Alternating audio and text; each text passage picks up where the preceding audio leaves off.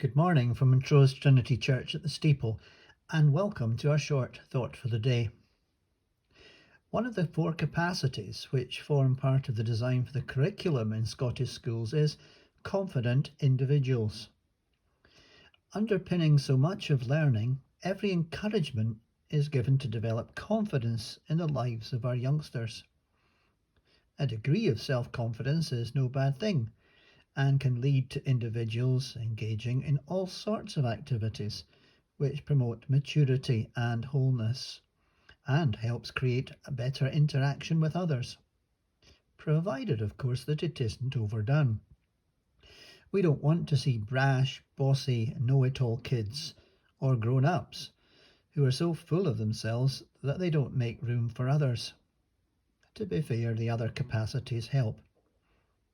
Creating space to allow people to be confident individuals is welcome, and a significant improvement from the more paternalistic, sometimes even dictatorial approach that was very common in the school days of some of the older generations. Our passage this morning from 1 Samuel is the well-known account of David and Goliath. The contrast between the two was stark. Goliath, powerful, experienced warrior who bullied, even terrorized his opponents with his strength and military might.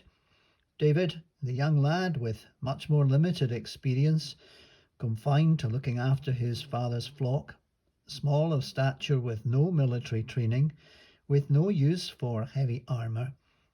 He relied on God rather than his own strength. True, God used his gifts, his faith, his fleetness of foot, and his quick thinking, but ultimately the victory was not decided on their respective strengths. The difference came down to Goliath. He relied on what he thought he had going for him, whereas David put his confidence in God. There's nothing wrong with us seeking to encourage our kids to be confident individuals, but there is a limit to how far we should rely on ourselves. Jesus calls us to follow him.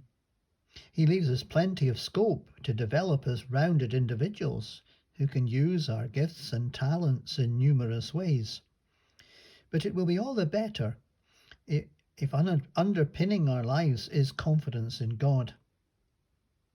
The Bible calls that faith.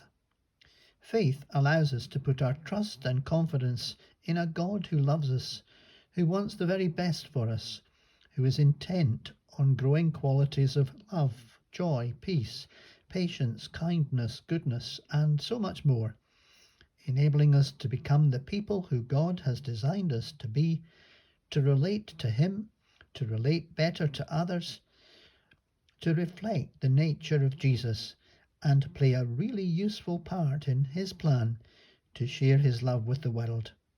Thanks for joining us. May the Lord bless you. Amen.